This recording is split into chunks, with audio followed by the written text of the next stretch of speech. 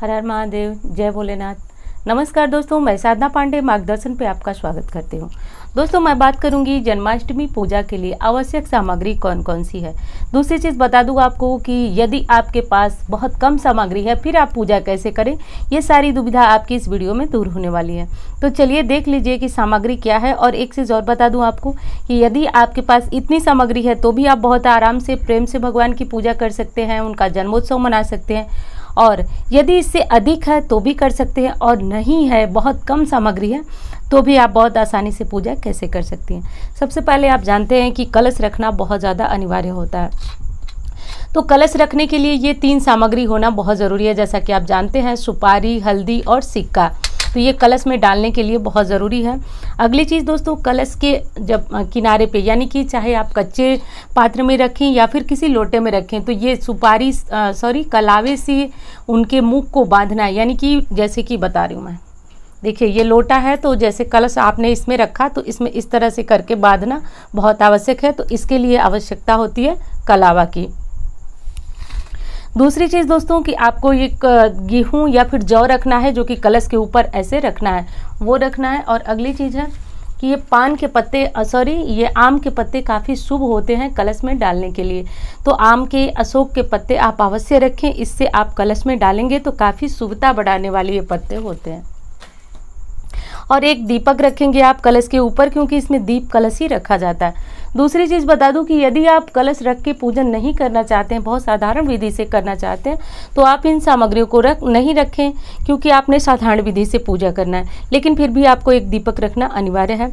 दूसरी चीज़ बता दूं कि आपको रोली भी चाहिए भगवान को तिलक करने के लिए, और चंदन चाहिए। पीला चंदन से भगवान का श्रृंगार करने से बहुत ज़्यादा प्रसन्न होते हैं। तो यदि लड्डू गोपाल नहीं है आपके पास, आप फोटो मूर्ति से पूजा कर रहे हैं, तो भी इससे श्रृंगार करें। भगवान को कुमकुम जरूर लगाएं।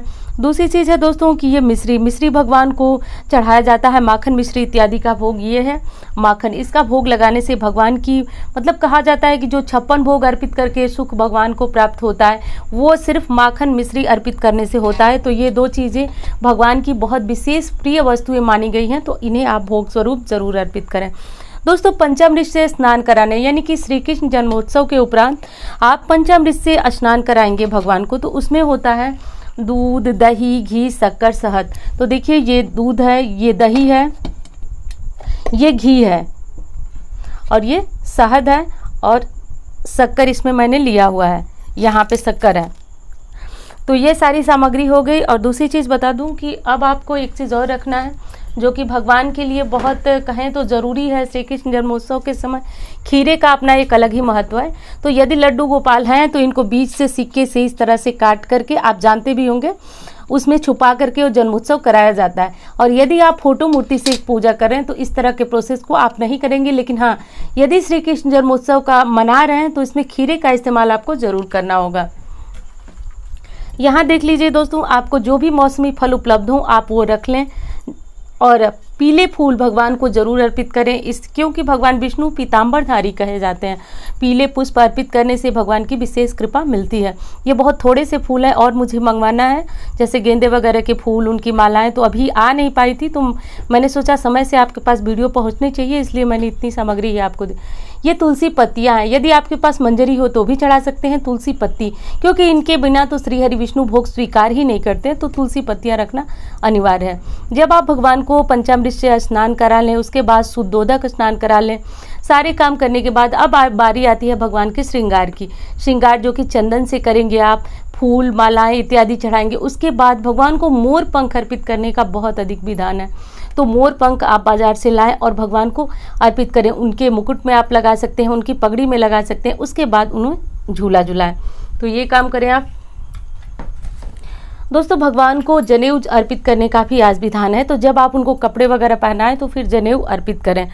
भगवान को जब कपड़े पहनाएं तो उस कपड़े में जैसे आप इत्र लगाते हैं, परफ्यूम लगाते हैं, उसी प्रकार भगवान को इत्र जरूर अर्पित करें।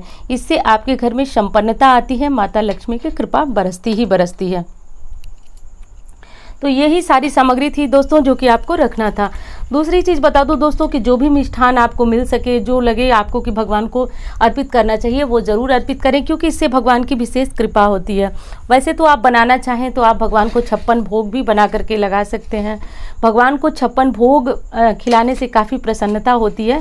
लेकिन यदि आपकी शारीरिक सामर्थ्य नहीं है, क्योंकि उस दिन हमारा व्रत भी होता है और ऐसी स्थिति में हम कुछ नहीं बना सकते 56 भोग इत्यादि, तो उसके लिए जो भी आपको बाजार से मिले वो मिठाइयाँ चढ़ा सकते हैं, जो फल मिले वो चढ़ा सकते हैं।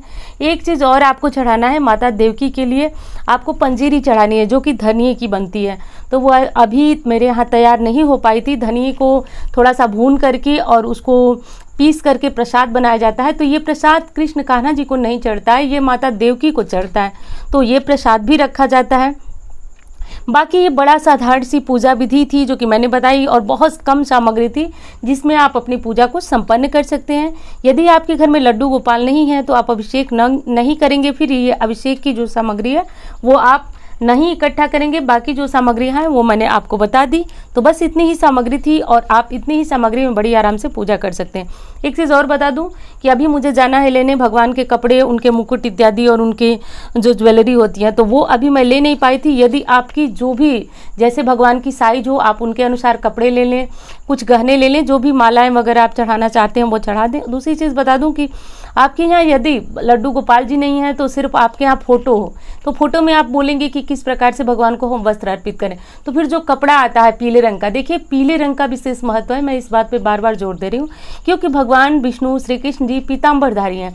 तो पीले रंग का एक कपड़ा लेकर के और फोटो मूर्ति को अर्पित कर दें, वस्त्र अर्पित करने का ही फल होता है। और दूसरी चीज़ की यदि आप वो भी नहीं कर पाते हैं तो मौली को ऐसे तोड़ करके और भगवान को अर्पित कर दें, क्योंकि मौली भी वस्त्र स्वरूप ही भगवान को अर्पित की जाती है।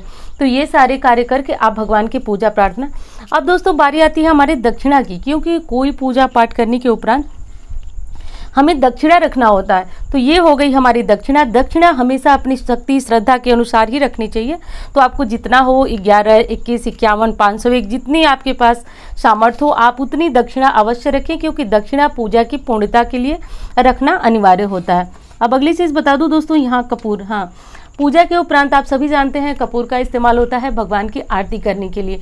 तो कपूर देखिए बहुत सारी क्वालिटी के कपूर आते हैं, जो कि ये कपूर देखेंगे ये शुद्ध कपूर होता है, जो ऐसे बड़े से मतलब टुकड़े में आता है, एक गोल गोल गोलियों में आता है। तो मुझे वो बहुत सही नहीं लगता है, लेकिन आपको जैसा हो।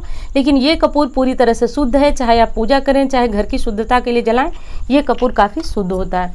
तो यही सारी सामग्री थी दोस्तों जो कि मैंने आपको बताया। ये काफ़ी जो सामग्री है वो पूर्ण है भगवान की पूजा के लिए, प्रार्थना के लिए। यदि आपको कोई सामग्री नहीं मिले तो आप बिल्कुल परेशान ना हो, आप उन सामग्री से कम सामग्री से भी भगवान की पूजा करें, क्योंकि भगवान जो है वह श्रद्धा देखते हैं, भाव देखते हैं, आपके प्रेम को देखते हैं। तो दोस्तों ये छोटी सी जानकारी उम्मीद करती हूँ आपके लिए बहुत मददगार होगी, और मिलती हूँ इसी तरह की वीडियो के साथ। धन्यवाद।